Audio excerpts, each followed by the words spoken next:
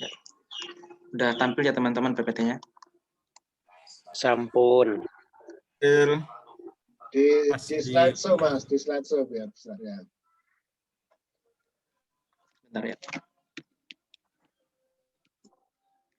Ya. Assalamualaikum warahmatullahi wabarakatuh. Waalaikumsalam warahmatullahi wabarakatuh. Bismillahirrahmanirrahim. Bersyukur kepada Allah dengan mengucap Alhamdulillahirrabbilalamin dan berselawat kepada Nabi Muhammad sallallahu alaihi wasallam dengan mengucap Allahumma sholli ala Muhammadin wa ala ali sayyidina Muhammad.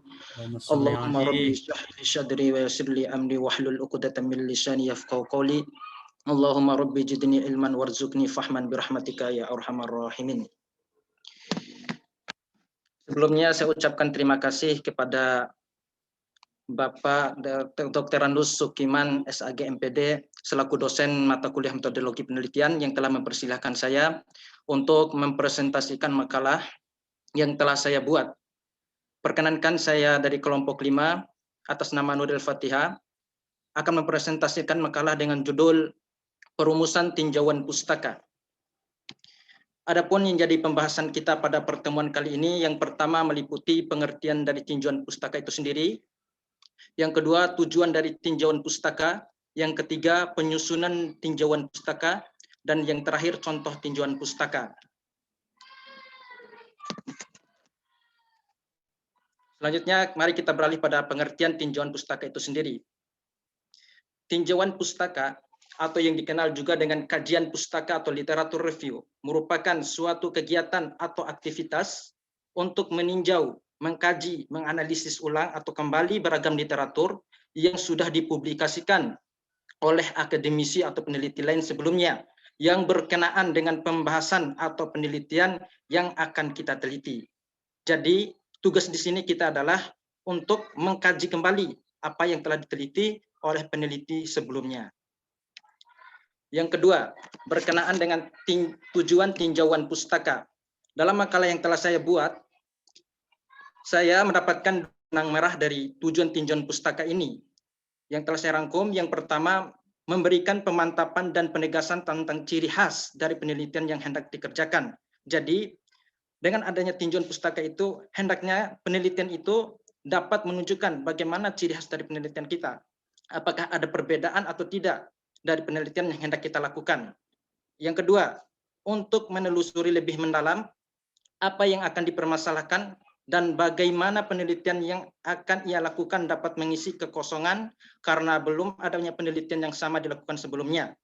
Jadi, tujuan tinjauan pustaka ini bukan hanya menunjukkan saja perbedaan, melainkan mencari kekosongan.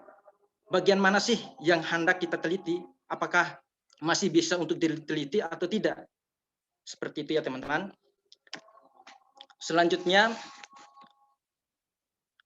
di bagian yang ketiga itu penyusunan atau cara penyusunan atau perumusan tinjauan pustaka. Dalam penyusunan tinjauan pustaka yang baik, ada beberapa tahapan yang perlu diperhatikan oleh peneliti. Sebagaimana yang direkomendasikan oleh MC dan MC Foy, menawarkan 6 langkah sukses dalam proses penyusunan tinjauan pustaka. Yakni yang pertama, pemilihan topik.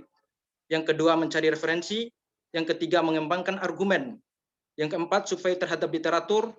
Yang kelima, kritik terhadap literatur. Dan yang terakhir, menulis tinjauan pustaka. Untuk tahapan awal dalam melakukan pemilihan topik, dapat dilakukan dengan mencari berbagai jurnal akademik, mendiskusikan ide-ide terkait penelitian dengan rekan peneliti atau pendidik, dan fokus kepada satu topik penelitian tertentu. Langkah selanjutnya adalah mencari referensi terkait dengan cara mengidentifikasi sumber-sumber data, baik itu data primer maupun sekunder, yang paling relevan dan lebih memberikan kontribusi bagi penelitian kita, termasuk literatur-literatur empiris dan teoritis. Dan selain itu juga mengembangkan pemahaman terkait berbagai terminologi dalam bidang yang akan kita kaji. Setelah mendapatkan pustaka yang relevan, tahapan berikutnya adalah mengembangkan argumen. Nah, tahapan ini merupakan langkah perencanaan di mana peneliti itu diwajibkan untuk mengembangkan argumen melalui 2 tahapan, yakni melalui survei tahapan terhadap berbagai literatur yang telah dikumpulkan dan selanjutnya mengkritisinya. Adapun argumen yang dimaksud di sini meliputi argumen temuan atau argumen of discovery, yakni di mana mengembangkan temuan yang memaparkan apa yang peneliti ketahui saat ini dan terkait bidang penelitian yang diamatinya atau diminati. Yang kedua, argumen dukungan atau argumen of advokasi.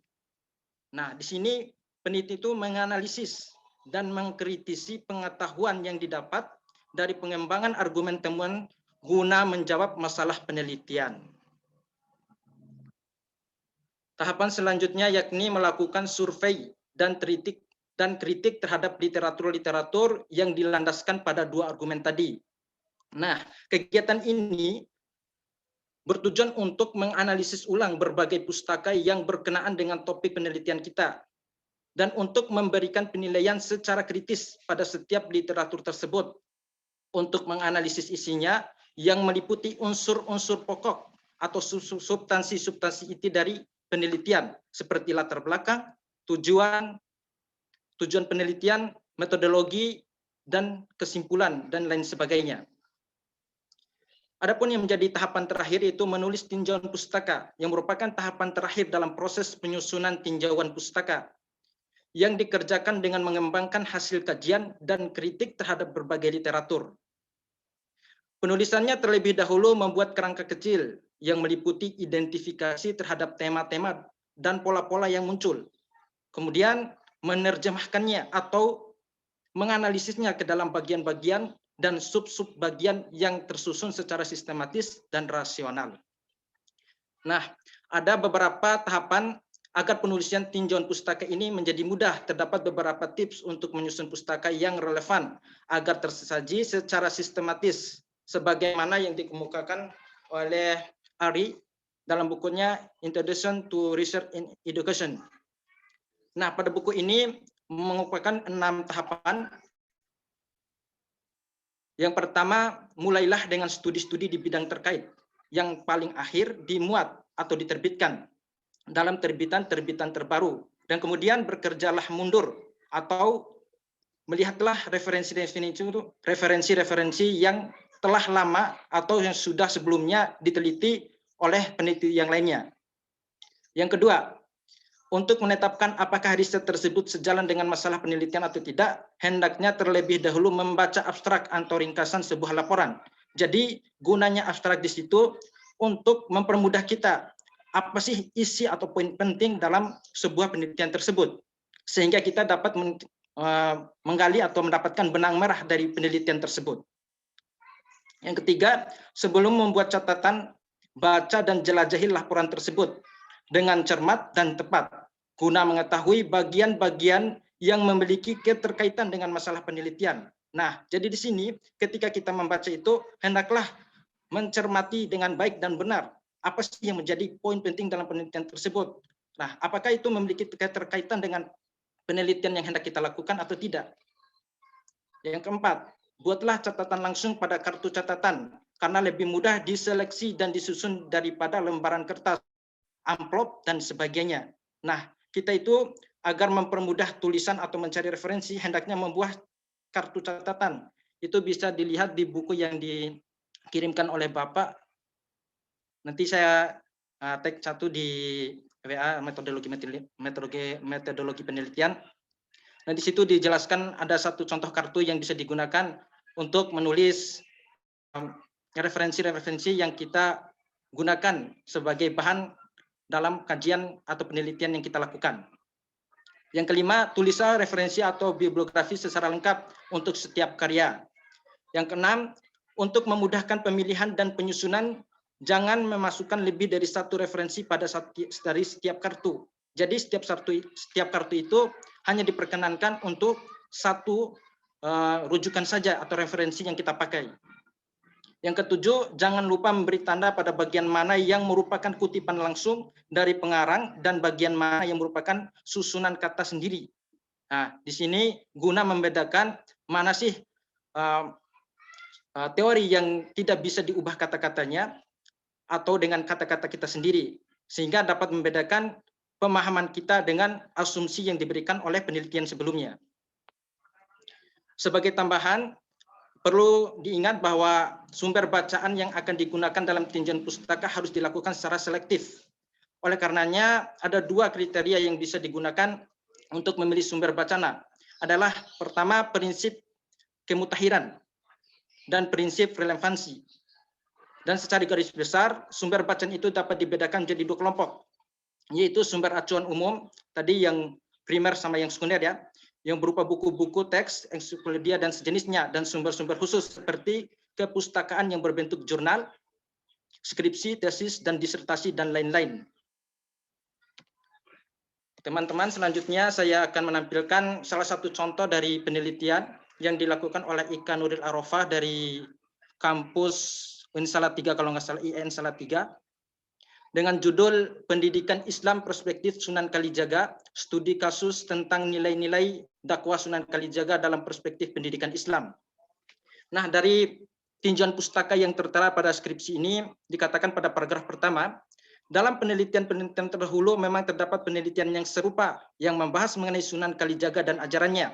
Namun, dalam penelitian, penulis lebih memfokuskan nilai-nilai pendidikan Islam dan strategi dakwahnya.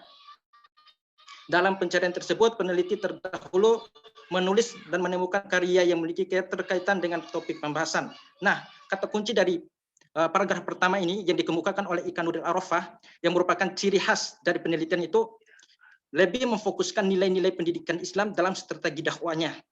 Nah, inilah ciri khas dari penelitian yang akan dilakukan oleh Nuril Arofah. Nah, adapun penelitian yang sebelumnya memiliki keterkaitan itu, yang pertama, skripsi dengan judul Nilai-nilai Pendidikan Karakter dalam Syair Lir karya Sunan Kalijaga dan relevansinya dengan pendidikan Islam, karya Ahmad Mubarak, mahasiswa Fakultas Tarbiyah dan Keguruan Universitas Sunan Kalijaga Yogyakarta. Penelitian ini berkesimpulan bahwa tembang lir-lir mengandung nilai pendidikan karakter seperti yang ada di Indonesia dan relevan dengan pendidikan Islam itu sendiri, baik dari segi tujuan, materi, pendidikan, metode, dan maupun evaluasinya.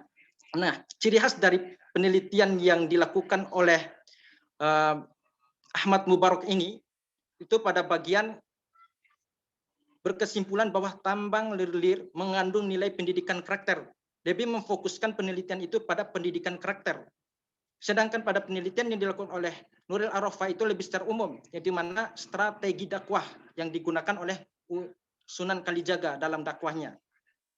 Yang kedua, skripsi dengan judul Konsep Pendidikan Karakter menurut Sunan Kalijaga, karya Mut Aulia Ausia Setiawan, mahasiswa Fakultas Tarbiyah dan Ilmu Keguruan, Institut Agama Islam Salatiga. Penelitian ini berkesimpulan bahwa konsep pendidikan karakter menurut Sunan Kalijaga terdapat pada ajaran dan karya-karyanya yang menyesuaikan dengan kondisi saat ini. Sunan menyampaikan nilai Islam melalui media-media kesenian seperti wayang, tambang, dan kentongan, dan lain sebagainya. Nah, jadi titik fokus pada penelitian yang kedua ini terletak pada alat-alat atau media yang digunakan oleh Sunan Kalijaga dalam dakwahnya. Sedangkan pada penelitian yang dilakukan Ika Nuril Arofah lebih pada strategi dakwahnya. Jadi gambarnya itu lebih secara umum dibandingkan dari kedua penelitian di bawah ini.